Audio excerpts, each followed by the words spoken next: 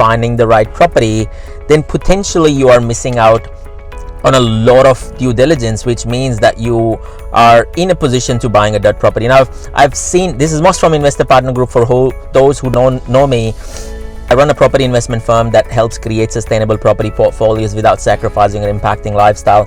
We do that through our property advisory, evidence-based investing, buyer's agency, property development, tax, SMSF, and business structures advisory.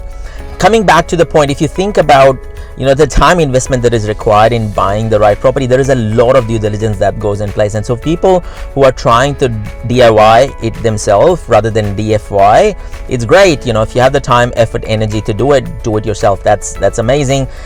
Get education, but hands-on education. It's not just about watching videos or jumping on YouTube and downloading some of these things. Tag along people. Do hardcore research amongst yourself. Follow mentors. Create mentors for yourself who have done a lot of this, but tag along with them. I personally have a lot of people who would learn from the experience, be part of the equation, and learn from the experience as well. So it's not just about the videos, it's not just about doing the desktop research.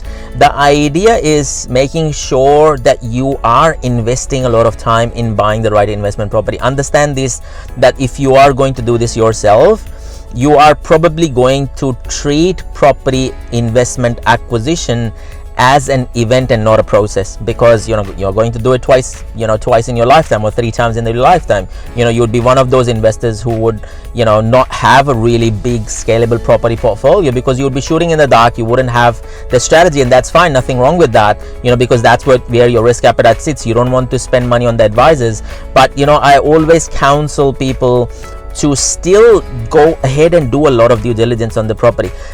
For example, when you're trying to acquire a property, it's not just about finding the right suburb, it's also about property due diligence, understanding the size of the property, the land, the shape, the position of the property, the zones, the res code, what's the high level, what's the high best use of the land, what can be done, what multiple exit strategies can you consider. It's not just about buy and hold. How are you going to scale the property portfolio? What happens if there are major repairs and maintenance that comes through with this property, if the value of the property does not go up because you ended up buying in the suburb for short-term growth and there was not a lot of medium and long-term growth? How are you going to do that? I tend to see a lot of people who come and talk to me, who have done a course, but ultimately are stuck because they've bought 3 properties. They didn't think about this logically, they didn't have a strategy in place, they didn't speak to a property investment advisor, and are stuck. So ensure that you are doing all of that when you are doing it yourself. Thank you very much for listening to me. This is Moss checking out. Adios. Keep smiling, stay safe, keep investing. Take care.